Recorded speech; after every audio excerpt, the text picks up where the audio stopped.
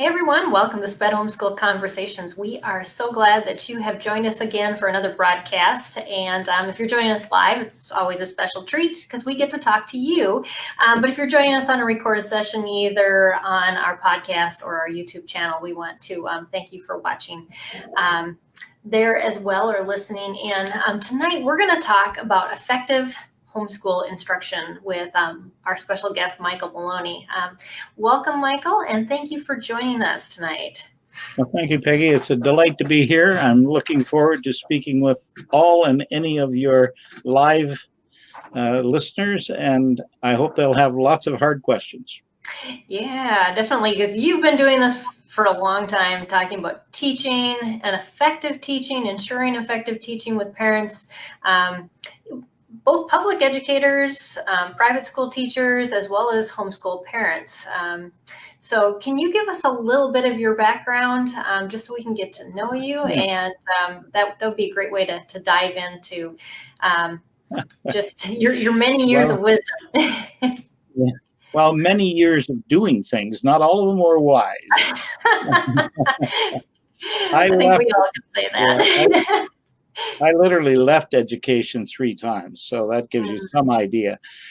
Basically, after university, I went and got my teaching license and started teaching. I was teaching in a private school run by a religious order, and what I thought was these were supposedly the best teachers in the world. What I found out really was that they cherry-picked all the really best kids who didn't need great teachers in order to be stars. And so that wasn't much of a challenge. So the next year I moved up to a school that was the toughest school in town, a secondary school. Yeah, well, I was wasting my time. And I had 42 kids in my first class. None of them were in that grade 9, the 9th grade for the first time. Some of them were there for their 3rd time. And they delighted in running teachers out of the building.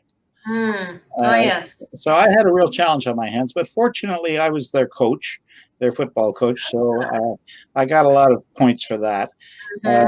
But even that, I found I could not effectively change these kids and make them into competent students. There wasn't enough time, and I didn't have the skill for it. So I left and went back to graduate school to find the very best way to become a teacher, and then come back and do it from the top down instead of from the bottom up. Yeah. Which I'm excited for you to share about. Well, it's fun because I came out of graduate school with a solid training in behavior analysis, and that allowed me to get kids under control. And when I went back into classrooms, I could sort kids out in a hurry because I knew how to reinforce the appropriate behaviors, how not to reinforce inappropriate behaviors. It was science. Fred Skinner, B.F. Skinner from Harvard, created behavior analysis, and I took full advantage of it.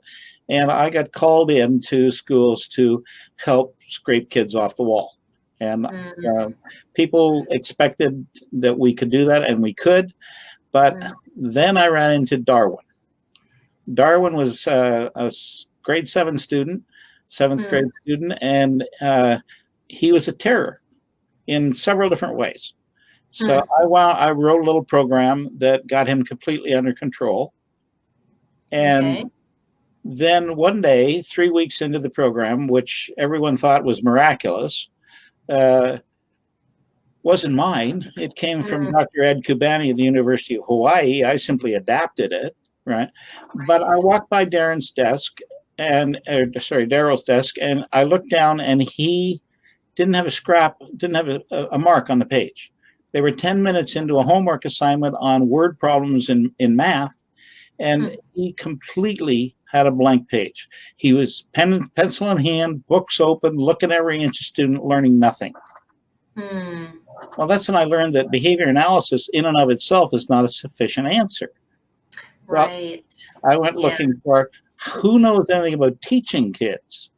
Now they've got them in their seat. And so I went out to Eugene, Oregon, and worked with Zig Engelman, the creator of direct instruction. And direct instruction was featured in an almost 20-year study of 16 different comparative methods, and it was only one of 2 that worked. Hmm. 14 of them just disintegrated. 2 Wow. worked. One of them was behavior analysis. The other one was direct instruction. And direct instruction was top in the field in every department. Wow. So I became a direct instruction teacher and trainer. And we talked a little bit about direct instruction. Well, the lady I was interviewing last week talked about it, but we said we'd follow up and actually learn about it this week. So I'm excited for you to be talking about that later. Okay. Well, we can talk about that anytime you want. But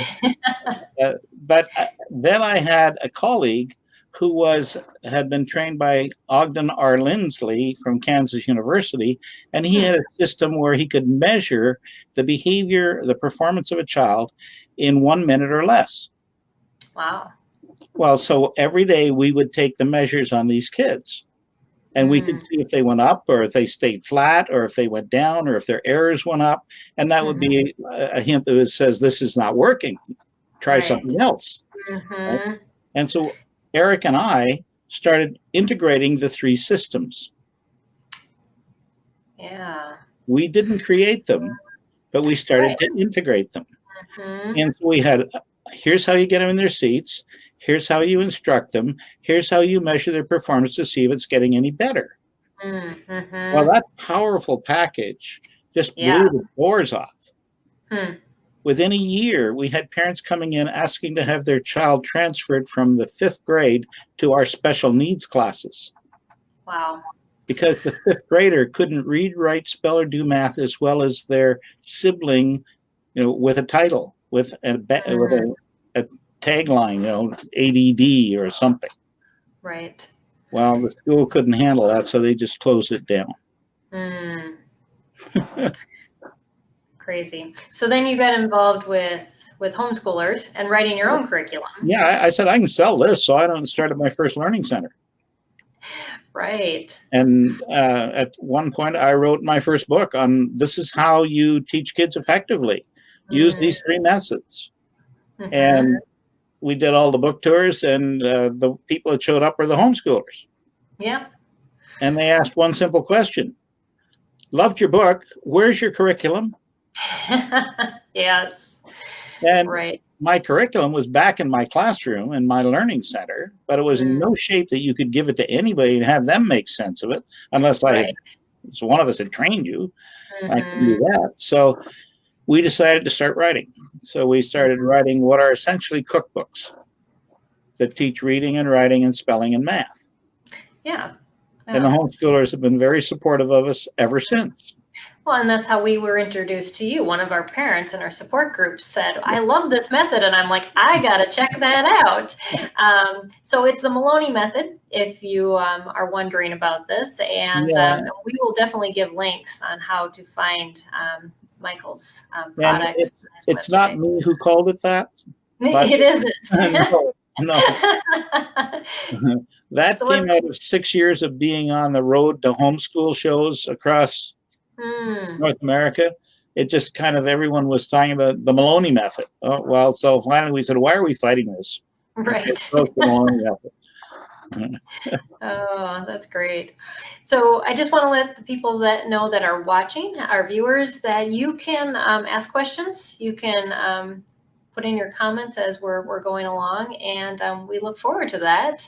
Just want to make sure that you get your questions answered, and we're going to kind of dive into these 3 areas that you're talking about. And I know I definitely want to start with behavior analysis. It's interesting how your journey started there, because I think that is the first thing we see as parents. And a lot of parents will push through that and say, I just want to teach my child. And they forget, I often tell them, stop. You got to deal with the behavior before your child. It's not effective to teach them, is it? No, you can't teach in chaos. You can't teach unless the child is attentive. And, you can waste a lot of time doing all the wrong things. And basically what I tell most parents is you've been to the grocery store and seen the 4-year-old on the floor having a temper tantrum because mom won't give him the cookies. Right? Yeah. Well, that's the end cycle of a lot of behavior being done badly, right? Mom says no, and the child understands, well, that doesn't really mean no. if I keep pushing her, she'll cave. And they just Mm-hmm. ramp it up until mom can't take it anymore. And then she gives in. But the problem is she's given in at a higher level than before. And now it's going to be even worse to deal with. Right. So consistency is king in raising children. Those of us who are parents know that. Right. Rarely do we get it, right much of the time. I know. Yes. We learn as we go. You do the best you can. But the thing is, you have to learn how to distinguish between appropriate and inappropriate behavior. And you have to learn to pay attention to the appropriate behavior and not pay attention to the inappropriate behavior. And the problem is, negative reinforcement, as it's called, works faster than positive reinforcement. Well, mom says, if you do that one more time, you're going to your room. Well, as opposed to, I really like the way you did that again today. Over time, the positive reinforcement will build a good, healthy, strengthened behavior. But you can shut behavior down with punishment in a hurry. And that's quick and easy. And mom's got 37 things to do today. Right. And so does dad. So I saw one of your resources. You had like 90 some ways to 92 ways to say good for you. Yes. Yeah, we teach that to parents. So we actually teach them to put those on cards, on index cards, and go through them as fast as they can. And unless they can do 200 words a minute, flipping those cards, or 50 cards, whichever comes first, and they don't have a wide enough repertoire to be able to reinforce a child in many different ways for the behaviors they're getting. It's a behavior most parents have to build before they can use it.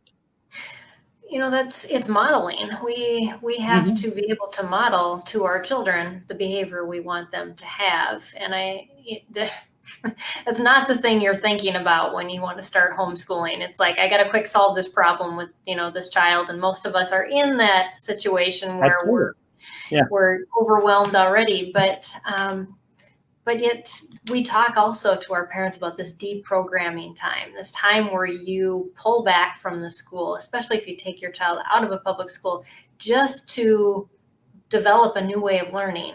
Yes. And I think the relationship. Yes, the relationship is so important. And that really goes back to, this behavioral analysis you're talking about too. If the relationship isn't there, well, you have to build that relationship, and you build it on the basis of praise and feedback and sometimes criticism, but gently so. Right, in love, definitely. Yeah.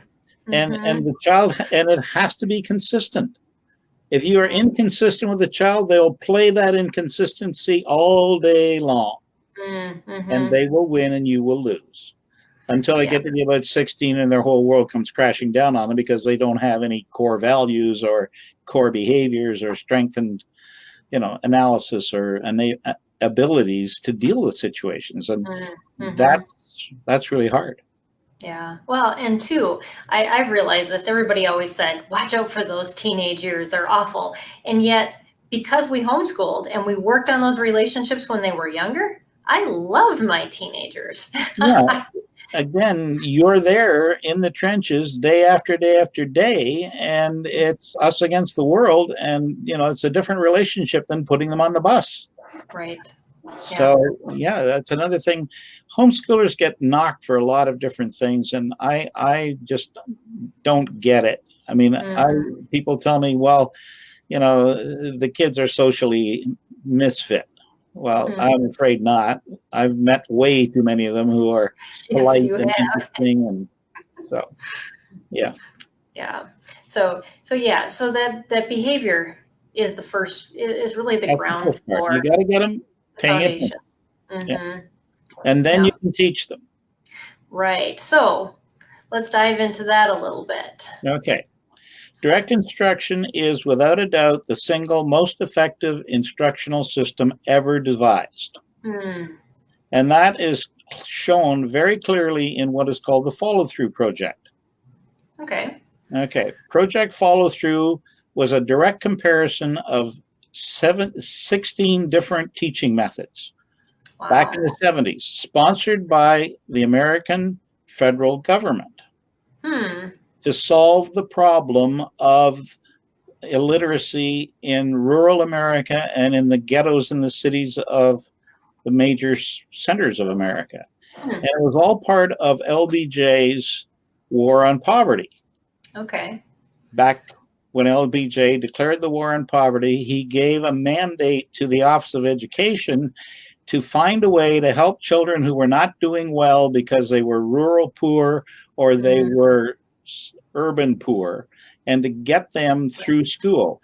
And the first thing they came up with was the program for 3 to 5-year-olds, Head Start. Right. Everybody knows about Head Start. Nobody knows about Project Follow Through. Right. Before Head Start was even a year old, they realized it wasn't going to be enough, so they decided they would follow these children through the first 3 years of their schooling, the primary grades, hence the name. And they invited everybody and his dog to bring their best instructional technology forward and join the research. And they paid for consultants, they paid for materials, they paid everything the sponsor needed to run their program. And they did annual synopsis, and every third year they did a report. And when they did the first report, only 2 of the 16 had any results. Really? Yeah, and they took that to the Department of Education, or the Department of Education, and the department said, we can't tell the president that. So they ignored it, and they decided to replicate it. $750 million more. And they got the same result in year 6. And so they ran it 3 more years. Really? They actually ran it 7 times. They never published the results. Wow. So obviously our teachers were never trained in them. Our schools never got them as options. And no one except a few people knew about this wonderful technology. I happen to be one of them. Wow. So basically what happens now is we have programs written by Engelman and his colleagues, marketed by Nelson now, used to be McGraw-Hill. And parents can buy them. The sad part of this is McGraw-Hill and Nelson charge an arm and a leg for one of their programs. Because they sell them to their maths. Well, $200 for an instructor's manual. Come on, give me a break. Yeah, it's like college textbooks. They're worse than college textbooks. They're double the price of college textbooks. And so a lot of people either don't have access to them, schools can't really afford them. A lot of teachers don't like direct instruction because it's all scripted. Every lesson is written out completely. What you're going to say, what the student's going to do, what you're going to do, and you follow it to the letter. Well, a lot of teachers find that a little stifling. They won't use it even if they have it. Takes the creativity out of it. Right. Well, excuse me, but they're not instructional designers. Yes. You teach all day, then you go home and you have to create tomorrow's program. It never gets field tested. You never know whether it's good, bad, or indifferent. You just go in there and do it. Yep. Well, that's not science. That's not science at all. No. That's fishing. Right. That's so true. Yeah. And well, no wonder our kids aren't learning. You know, I mean, you don't have pilots fixing aircraft. You don't have surgeons setting up operating theaters. Right. Why? Because that's not their job. Their job is to deliver a service, a very specific service. And teachers get dumped on to do it all. They do, and then they get worn out because they're recreating the wheel that, is square. I mean, it's very logical if you look at it. Why are our schools failing? 1, we don't teach the teachers things that are effective. 2, we've put those things out of the price of most schools, especially small districts. Mm-hmm. And B, we don't have any other technology to put in their place. So 35% of our kids consistently fail. 25% of North Americans are illiterate. Yep. So we, fortunately, we have the opportunity to A, be trained in that, B, to use it. And my students traditionally got 2.5 years out of every year in every subject. Wow. And my learning center in school gave a money-back guarantee. That's impressive. I know I was looking, at our theme or our title tonight, ensuring, and that's a one of those money back guarantee type of things that seem too good to be true. But following up with what you're saying is that, and parents were saying this as they were sharing this broadcast coming. This is data backed. The methods that Michael's going to talk about have been proven. And so he can come forward and say, I will ensure effective instruction. So definitely. Would you like to learn something about direct instruction? Sure. Okay. What's the rule for determining whether to put S or ES at the end of a noun or a verb? You're asking me. I have no idea because I was so bad at English. A piece of paper? You can teach me. I have a piece of paper. Yes, I do. All right, here we go. If the word ends with CH,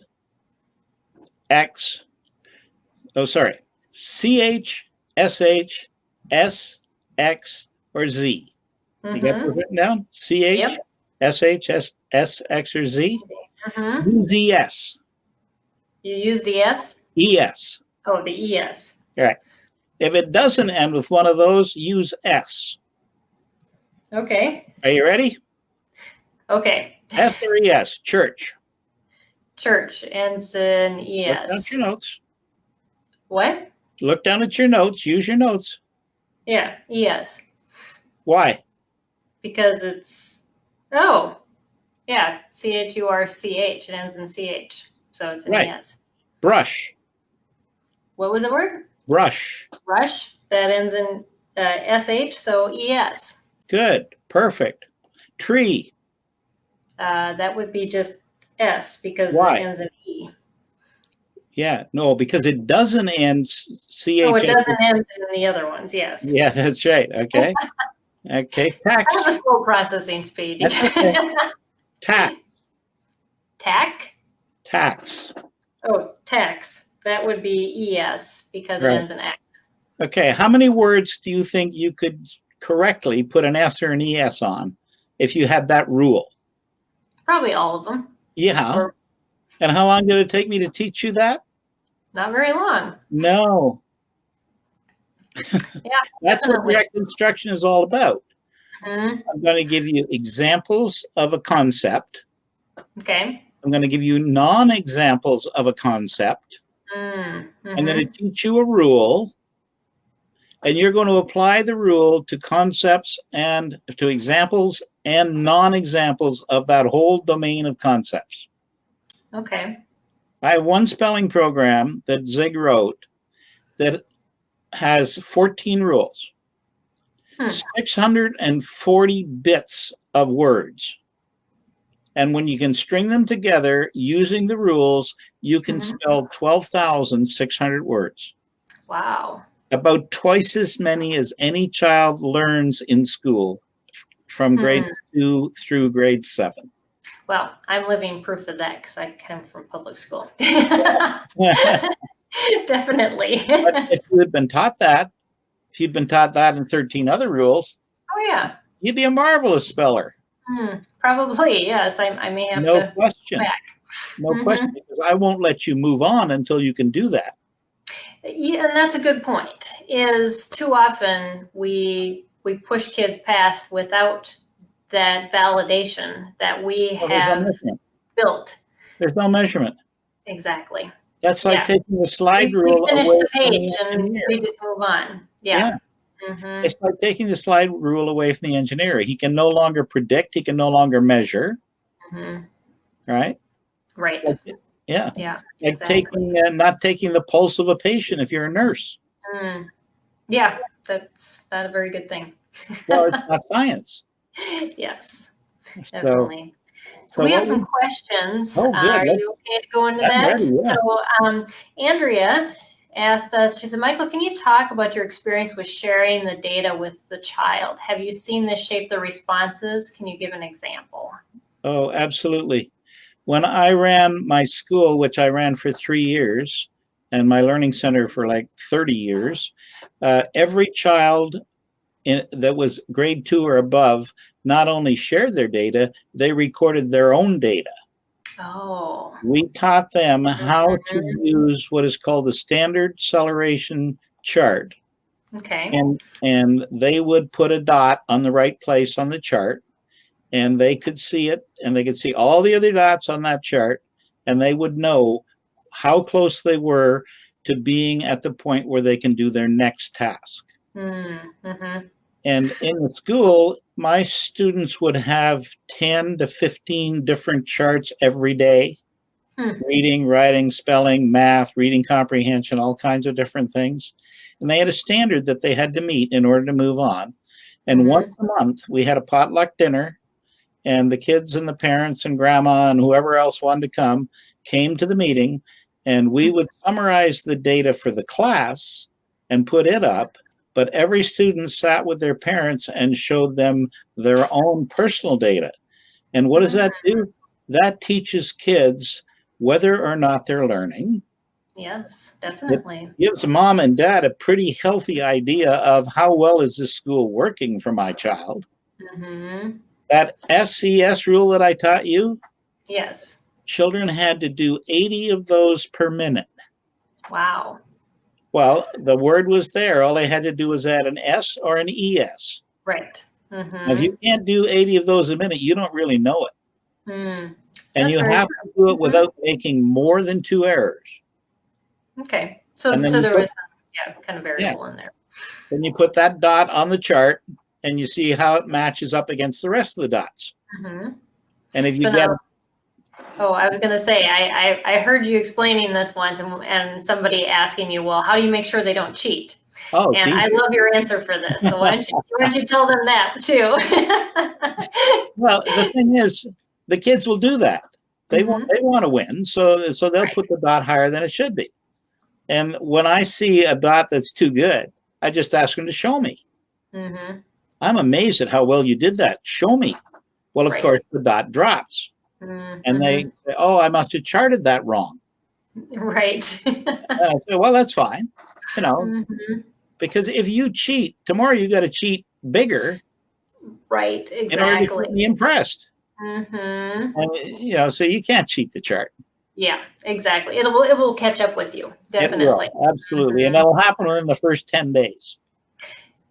Yep, and then they've learned their lesson and they Right, go, they're "Oh, I done. gotta do this. I gotta Yeah. be truthful about it." And we would So, tell them, if you get 3 flat days, three days where your data doesn't go up, you got to come and see me, uh, because something's not working. mhm. Yeah, definitely. Well, and that's a good gauge of, why there's something else going on here, Yeah. either with the child or, you just don't know. I had And a kindergarten teacher who could tell me which child was going to be sick next, because she had 10 or 15 charts on every child in her kindergarten class. And the child who was going to be sick would start to drop off on all of their pinpoints. huh. Why? Because they're sick. They're in the early stage of being sick. Exactly. 2 days later, they're out of school. Mm-hmm. So again, the data is very useful. Yeah, definitely. And I mean, we all see that hindsight. My daughter got sick this last week, and I could tell you afterwards, oh, that's why she didn't do that, but I wasn't charting. Right. Well, most of us aren't. Mm-hmm. Very few of us ever get trained. Other questions? Did that answer that lady's question? I think so. We have one comment here. It says, Michael used to come to the CHEO convention Yeah. and loved having him speak. Great Info and Products. So CHEO is Christian Home Educators of Ohio. Ohio. Okay. Yeah, they have Awesome. a June convention, as I recall. Well, thank you, whoever that was. That's Thank worth you. your gold to me. Yes. Yep. When my customers and clients say things like that, it's so much better than my saying. Oh yeah, definitely. It's Yeah. that's again, it's proven results, right? Absolutely, by someone else other than me. Mm-hmm. Yeah. So Rose wrote, she goes, after trying to teach my daughter to read several years ago, I finally used a direct instruction program and it worked beautifully. However, when I looked for other direct instruction curriculum, I couldn't find anything. Oh, How dear. would one know if a particular curriculum follows this method? Oh, that's a very good question. In my searching, it seemed as though it didn't exist. She's older now, but could still benefit from spelling instruction. I have 2 spelling programs that I've written. I have a third and fourth one that Engelman wrote. Okay. So for that lady, we have 2 programs at $99.95 and another 2 at about $399 a piece because they're not written for homeschoolers. Right. Yes. Mm-hmm. You know, so if she goes to MaloneyMethod.com, she'll be able to see them, and the tests are actually there, so they can do the actual test on the computer and see how.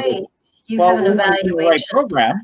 Mm-hmm. So let's give them the placement test. It says she's at this level and she shouldn't be in this program.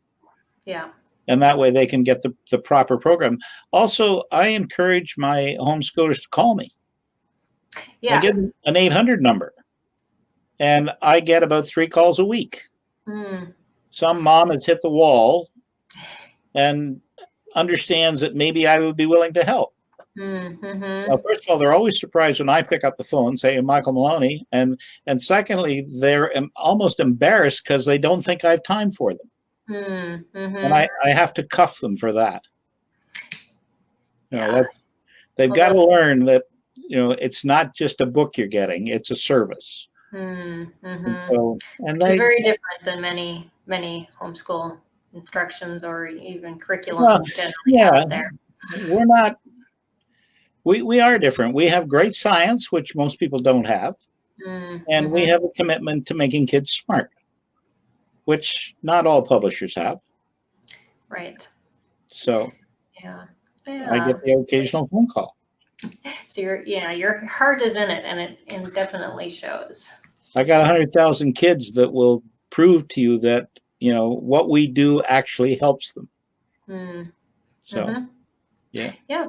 Yeah, and it's like you said, it's the data, it's the consistency, and you've been doing this for a long time, and parents are still raving.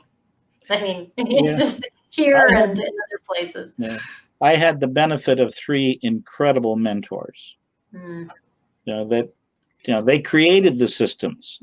I simply pinned them together. Right. So. Yeah.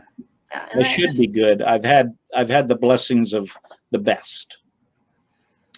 It definitely shows, and you've done a good job just being able to relate it. I know it's hard to write a curriculum that somebody who is not trained can take, but yet with this direct instruction method, parents, I'm thinking of, so teach your child to read in 100 easy lessons. Yeah. That is an example of direct instruction. Yeah, exactly. So I want parents to understand if you don't know what direct instruction is, you've probably seen that book, and you do understand that this is a lot what Michael's talking about. And so you've gone through, like you said, that you had no curriculum to start out with because you knew the instruction part of it, and you had to write it out loud. So now parents. Yeah, I had McGraw-Hill material. Very expensive McGraw-Hill materials, and then we cobbled the measurement and the behavior management program around them. And then when the homeschoolers came after me and said, I need your curriculum, we couldn't send them to McGraw-Hill. I mean, that was silly. So we just started writing our own.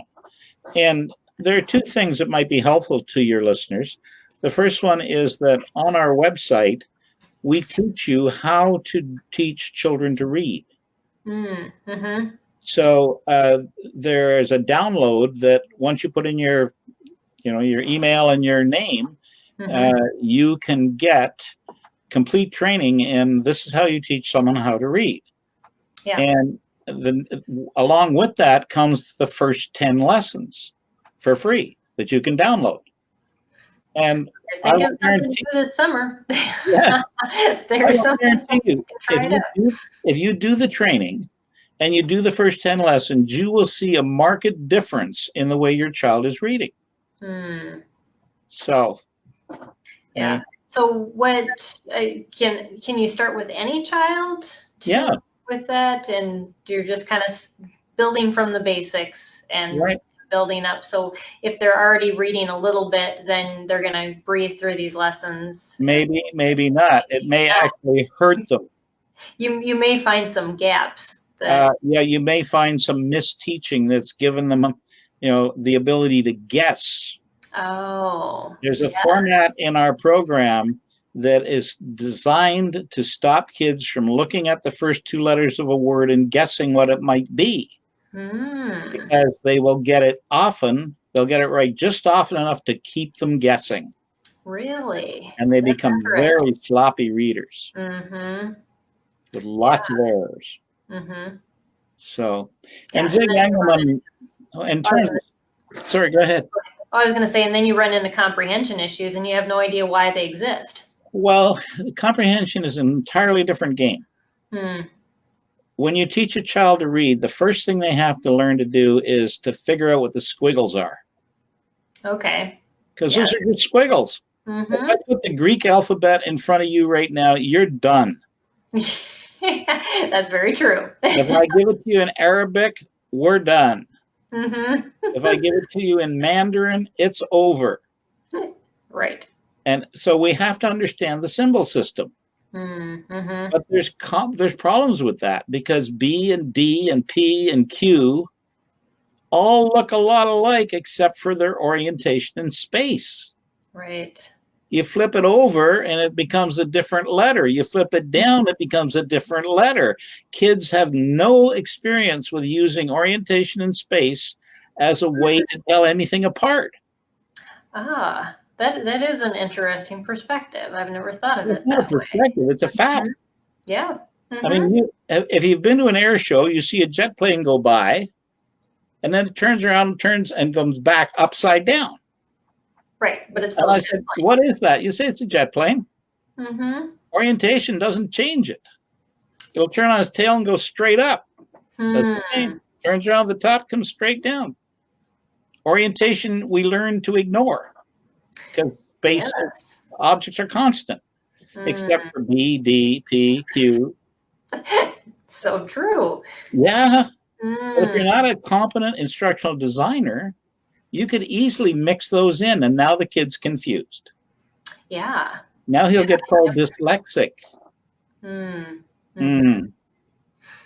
So just because of that one gap in understanding, it's like a translation error, basically. We wounded him. Yeah. So in our program, D comes first in lesson 3. B will not be seen anywhere, anytime until lesson 14. Q gets matched up with U. How many words do you know that start with Q that don't have a U after it? None. I know there's about 4. There's probably some, but I can't think of any. About 4. You're in your Scrabble dictionary. Oh,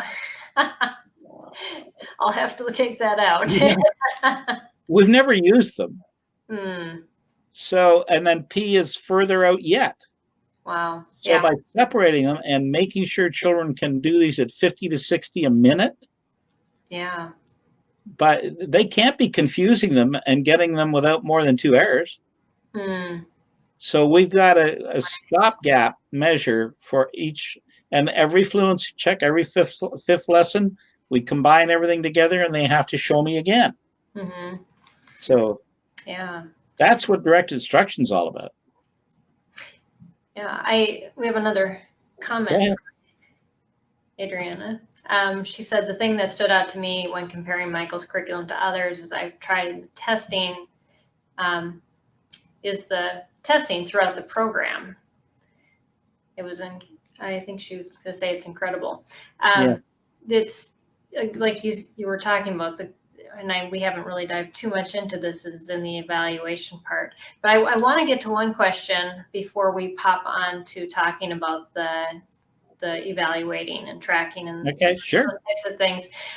We had one parent ask just, what do I look for in a curriculum to know if they're using the direct instruction method? What would be some tip-offs for parents when they're looking through curriculum to say, right, is this something that is proven right, in this method? Well, first of all, you're going to look for scripted lessons.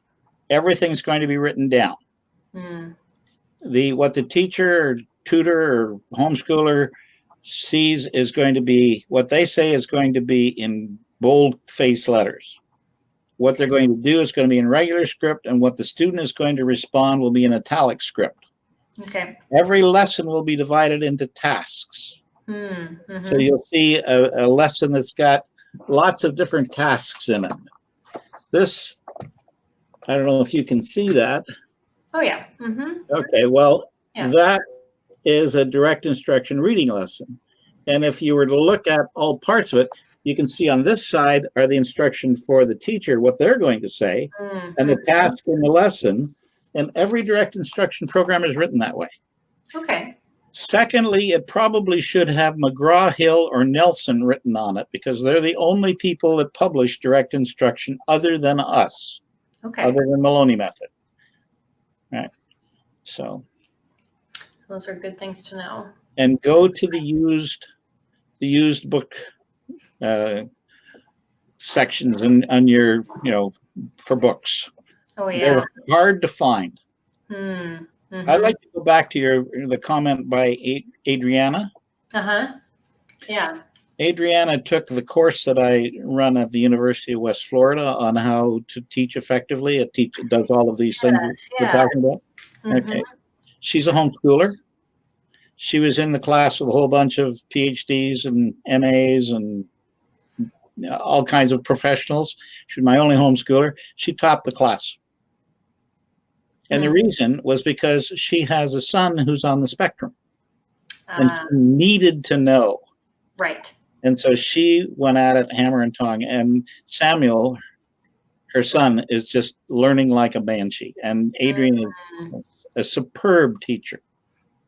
So this works, but it works even better if you're committed and you are willing to be coached.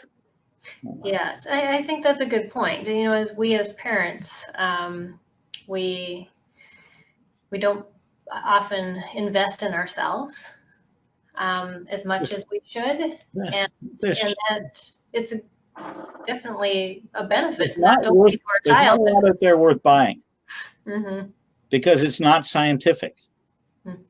The great sadness in education, as opposed to your background in engineering, is that everything you do involves science. The rules of physics apply. In education, there are no rules, there's very little data, and it's mostly opinion and anecdotal reports. Right, and then we follow up by trying to test.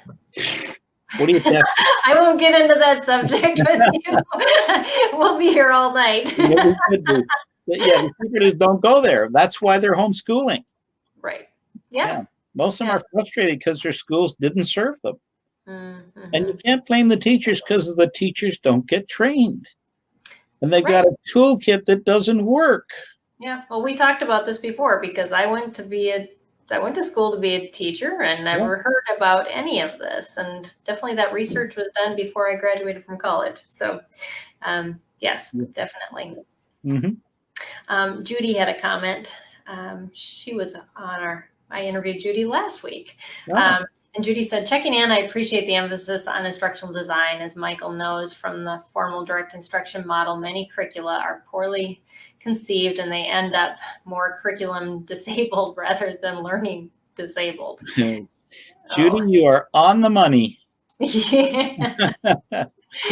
Yeah, but it's not malicious. No. No, it's not that the teachers or the publishers want to do that.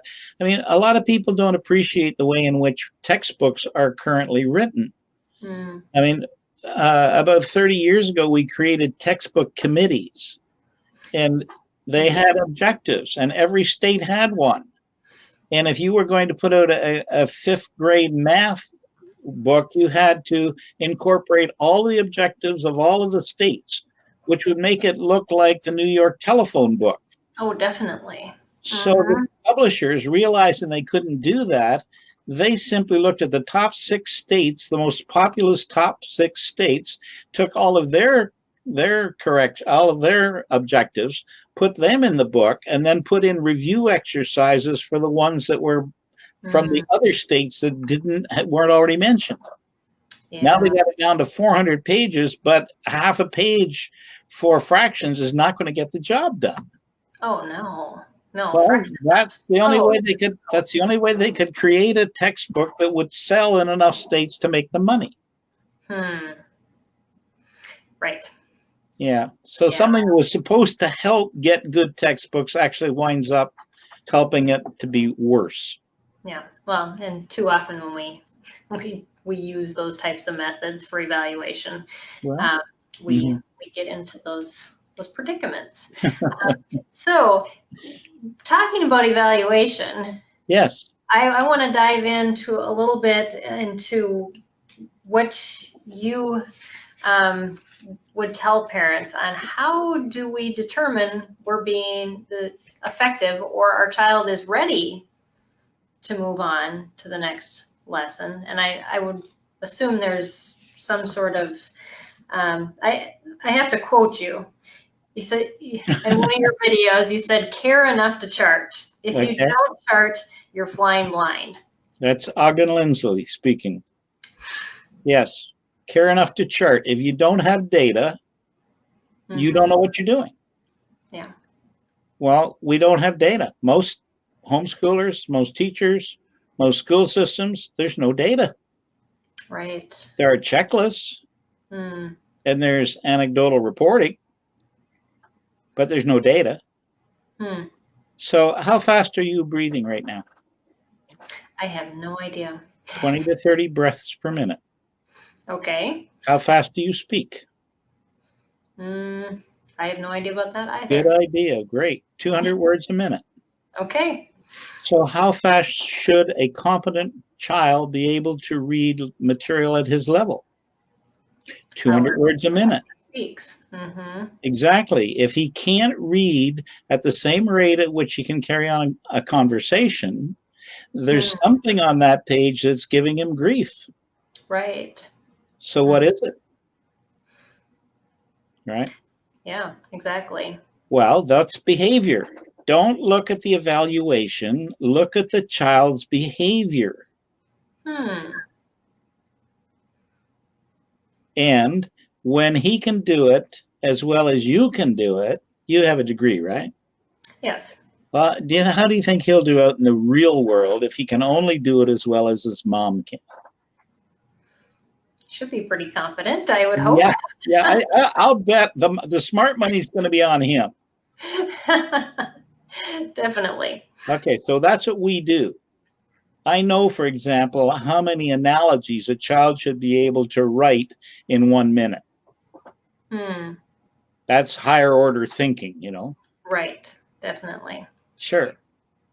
But humans write at 20 to 30 words a minute. A fish is to water as a bird is to the sky. Yeah.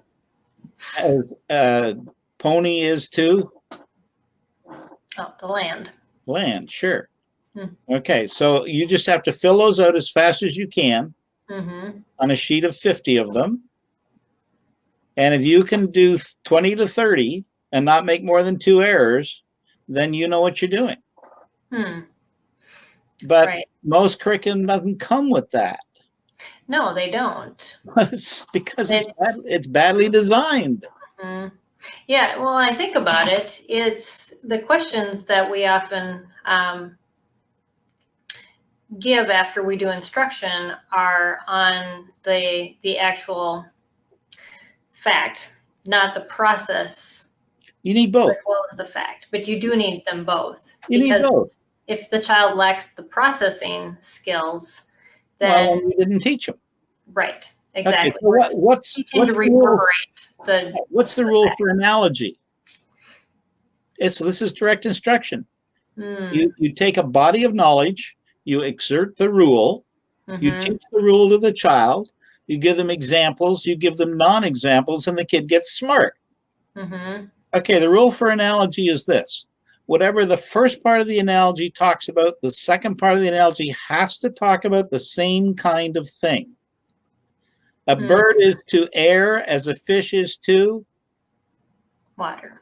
Bingo. So, yes, and then So now the child has got a method by which they can analyze and choose their response and get it correctly because they've got the rule that works. Right. And oftentimes, I think, at least in curriculum that I've seen, they make the child develop the rule on their own. No, good luck. That doesn't happen. And then you wonder why these kids are so confused. When why they don't want to go to school, why they don't want to come and sit at the kitchen table. I hate math. Right, because they're expected to fill in these blanks that they're not given. And I know especially for math, it's so hard when you have those gaps and you just expect them that you should know. You should just know how to do this. Yeah, and good. No, it's not how it works. That's right. That's how it doesn't work. Right. And then we get anxiety and all these other things that come along with well, of course. And why wouldn't you? That's right. Perfectly predictable. And that's why. Yeah. Well, and I've seen, you use your example too, is that you work through so many examples so the student is successful right with you. Absolutely. And we're not going anywhere until we've mastered this, and it's not the student's problem. If the student didn't learn, yes, exactly. The teacher didn't teach. And that's our job. Our job is to teach them the right way to do it, not to say, this is this, now put it together and you make the analogy. And too often we give kids bits and pieces and not. Yeah. And with direct instruction, it's always the same. It's model. I do it. Lead. You do it with me. When I hear your response matching mine, I know that you've got it. Then I give you the test. Your turn. So if I say, okay, sound out a word with me. Listen, man. Do that with me. Ready? Okay. Man. Now you try it. Man. Good. You didn't stop between the sounds. Say it fast. Man. Good. What's that word? Right. Man. And so that's what we do with every word in the program. Yeah. And it sets them up for success, doesn't it? It's designed from a scientific basis. Yeah. The rule is that there are only 64 sounds and sound combinations in the entire English language. That's all. If you use direct instruction.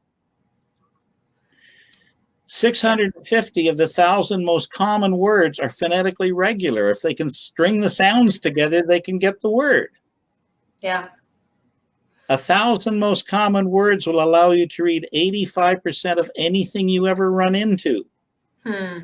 So we can teach a child 1,000 words, 650 of them which follow phonetic rules, 350 of them which do not but are easy to teach. Okay. Yeah. It's easy. It's not rocket science. Thank goodness. Or else we'd all be throwing our hands up and saying, I'm done.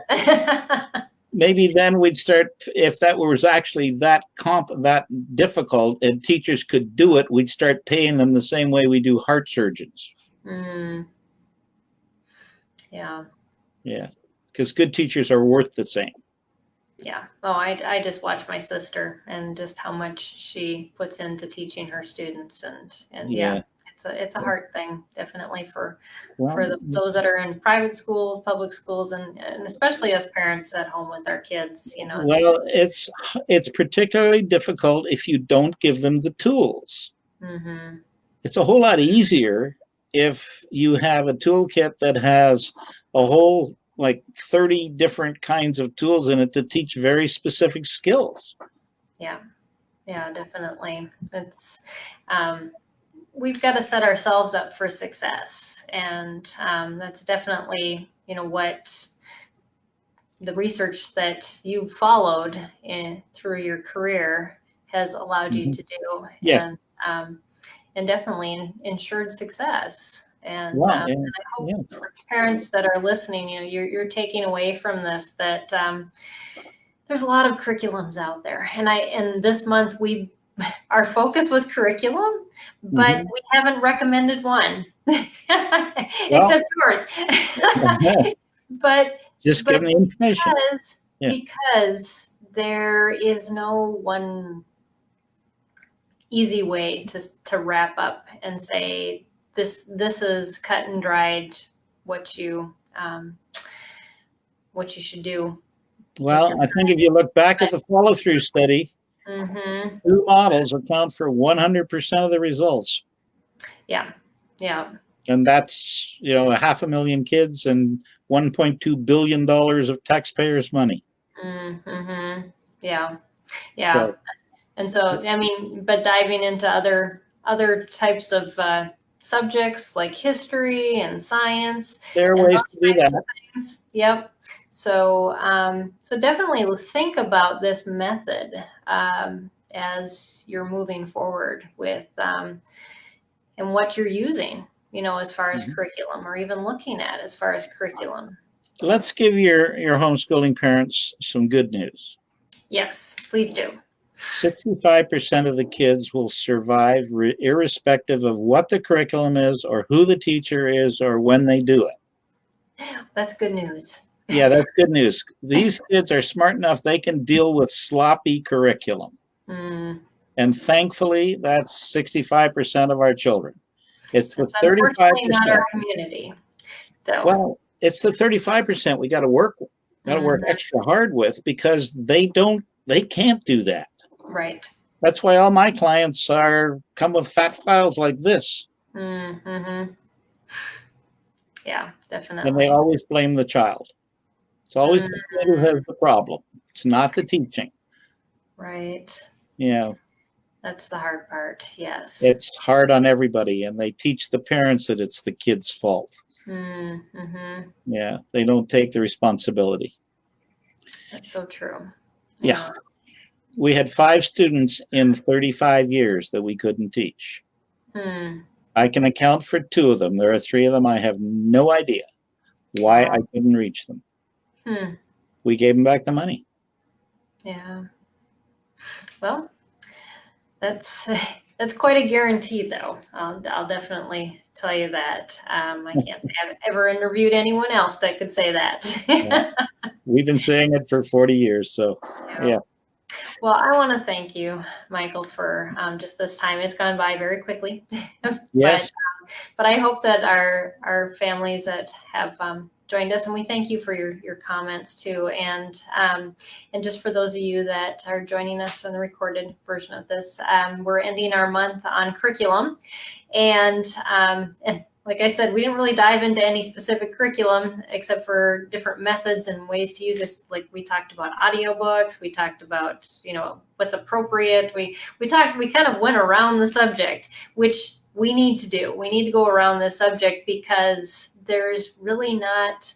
Parents need to be trained. Yeah, and they need to understand that it isn't just about diving in and finding out what somebody else recommended so I can start it too. There's a whole lot more involved in this. And I just want to thank you for sharing your wisdom and all your years of knowledge with us tonight. Well, my pleasure. Thank you, Peggy. It was an honor to be on your show. Yeah. Yeah, we definitely, and if you want to check out Michael's I mean, you have a lot of free stuff on your site. You have your curriculum that parents can look at. You have a YouTube channel, but it's the MaloneyMethod.com. Yes. Is that correct? And so definitely go there. Amy has one last comment, and she said, "Thank you, Michael Maloney, for the information. As a former school teacher myself, I definitely found direct instruction and data so important. I use a lot of this with my own son with autism." Wonderful. Yeah. She's on the right track. Yes, she's on my team too. Oh, is she? Okay. Well, she'll make a case study. We even have some posts on our website about how to use direct instruction. So written by some of my team members who've been trained in it. So wonderful. So yes, definitely, and that's at spedhomeschool.com. But I just want to let you all know that we're finishing talking about curriculum this month, but next month we're talking all about evaluation, which Michael touched on a little bit in the importance of evaluation. But next week we're going to talk about how and why to document homeschool high school progress, and we're going to be talking with Julian Walker, and she's the owner of Fingerprint Tutoring and Services, and that's important because we're creating transcripts, we're creating transition plans, all these things that we have in high school that probably can scare you half to death if you're just approaching that. So we're going to try to ease those pains next week. So thank you, everybody, for joining us. Thank you all for all your comments. And again, Michael, thank you so much for your time and for joining us. It's been a pleasure. Nice talking, Peggy. And give them my 800 number. Oh, it's on the website. Do you have it right now? 877 okay. 368 1513. Okay, so definitely get a hold of Michael. Like he said, he's available. He's he doesn't hide. He will answer your questions, and just thank you for being available to the parents. I know that means a lot to them. Yeah. Means a lot to me. Okay. Well, thanks everybody, and good night, and we'll see you all again next Tuesday.